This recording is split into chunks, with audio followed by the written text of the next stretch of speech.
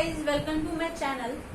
तो आज मैं आपको बताने वाली द लोस्ट चाइल्ड का पार्ट 2 जो हमने एक्सप्लेन किया हुआ है उसके बेस पे इम्पोर्टेंट क्वेश्चंस। अगर वो आपने अभी तक नहीं देखा है तो पहले उसको जाके देखो, डिस्क्रिप्शन में उसका लिंक है।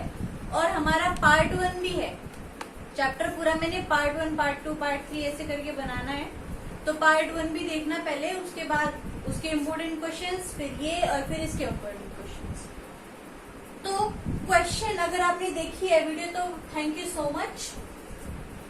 What were the desires of the child in the fair. अगर आपने वीडियो देखे तो आप लोग जानते हो कि पहली वीडियो में इम्पोर्टेंट क्वेश्चंस में ये था व्हाट अट्रैक्टेड द चाइल्ड, वो पार्ट 1 के हिसाब से था, ये पार्ट 2 के हिसाब से, ठीक है। The sweet meet sellers gulab jamun, rasgulla, barfi, jalebi. जो स्वीट मैन सेलर था उसकी वो आवाज लगा था बार गुलाब जामुन, रसगुल्ला, जलेबी। बेचारे बच्चे को परेशान करने लग रहा था और उस बच्चे को बर्फी बहुत पसंद थी, तो ये उसका डिजायर था, मन में है। The flower sellers garland of gulmohar, गुलमोहर बच्चे को बड़े पसंद है तो उसको वो भी डिजायर थी। कलरफुल बलून्स, छोटे छोटे बलून्स कलरफुल थे। स्नेक्स, चार्मर्स, बीन्स, साउंड और म्यूजिक। जो बीन में साउंड निकलता है वो वाली भी थी इसके अंदर।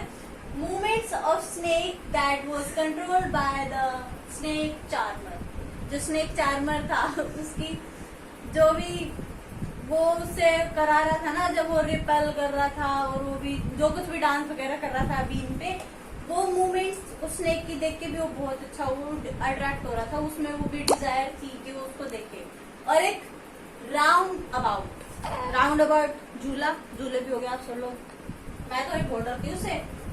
Question number 2, what is the condition of the child when he found himself alone. क्या हालत हो गई थी बेचारे बच्चे की जब उसने खुद को अकेला पाया, जब उसके पेरेंट्स उसको नहीं दिख रहे थे आसपास। He was in fear, बेचारा डर गया था बहुत ज्यादा। Calmless, शांति आ गई थी उसके अंदर।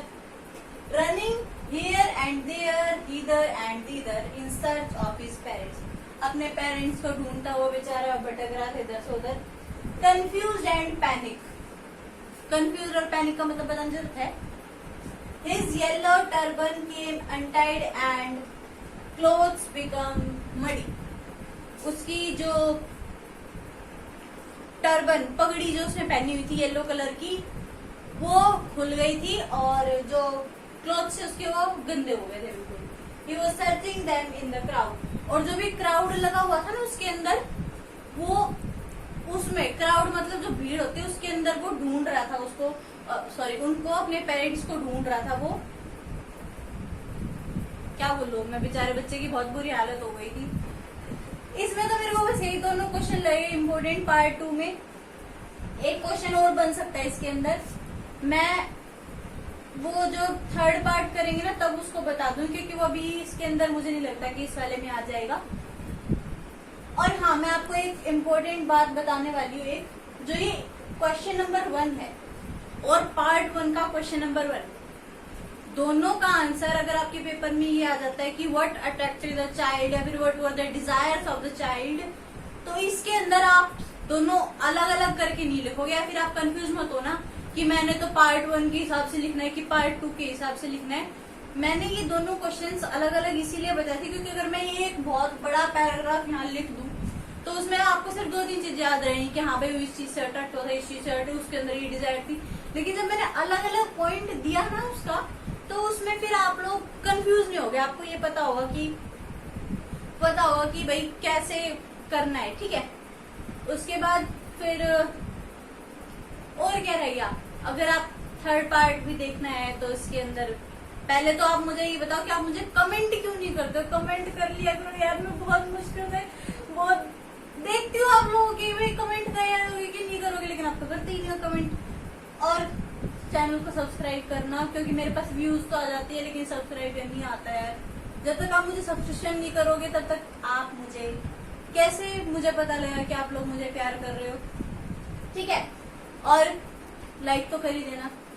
बाय।